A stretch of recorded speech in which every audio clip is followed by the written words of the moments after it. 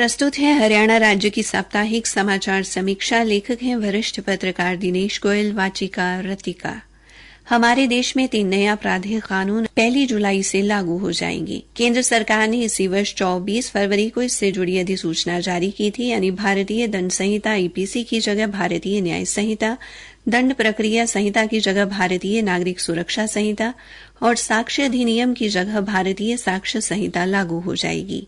नए कानून के लागू होने के बाद जो धाराएं अपराध की पहचान बन चुकी थी, उनमें भी अब बदलाव होगा।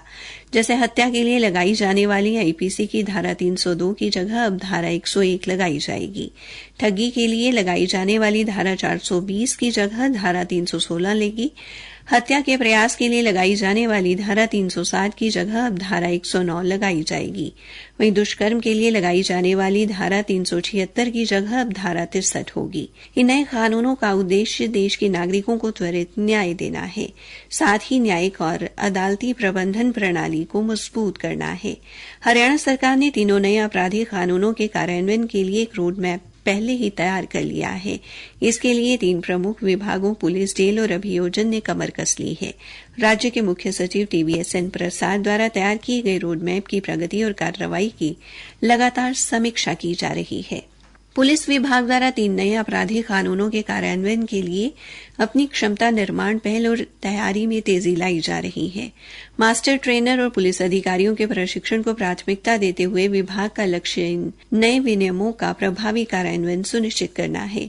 पुलिस विभाग द्वारा अभी तक 9000 मास्टर ट्रेनर की पहचान की गई है, जिनमें से 3045 पहले ही राज्य प्रशिक्षण केंद्रों में प्रशिक्षित हैं। इसके अतिरिक्त 5302 जांच अधिकारियों और फील्ड अधिकारियों ने अपना प्रशिक्षण पूरा कर लिया है, जिनमें से 5093 को राज्य प्रशिक्षण केंद्रों में क्रैश कोर्स के माध्यम से और 209 को केंद्रीय पुलिस प्रशिक्षण अकादमी, केंद्रीय गुप्तचर प्रशिक्षण संस्थान में प्रशिक्षित किया गया है।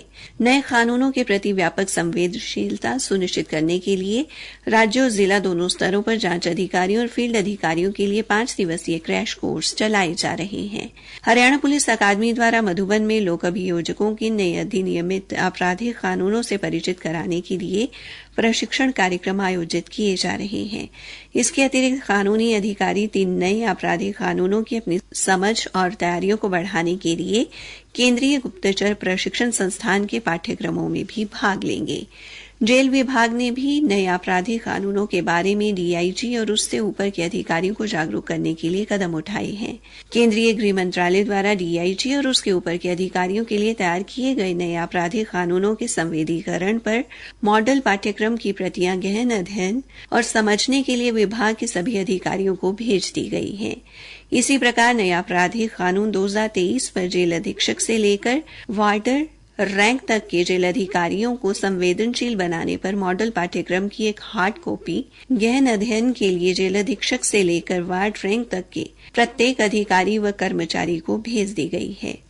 हरियाणा के पुलिस महानिदेशक शत्रुजीत कपूर ने प्रदेश में स्थापित की गई फोरेंसिक साइंस लैब में आने वाले नमूनों पर कम समय लगे, इसको लेकर अतिरिक्त मैन पावर तथा अत्याधुनिक सुविधाओं से लैस उपकरण उपलब्ध कराने का आश्वासन दिया है, क्योंकि राज्य में वर्तमान में मोबाइल फोरेंसिक साइंस यूनिट की 23 टीमें अलग अलग जिलों में कार्यरत हैं, जो घटनास्थल पर जाकर नमूने एकत्रित करती हैं।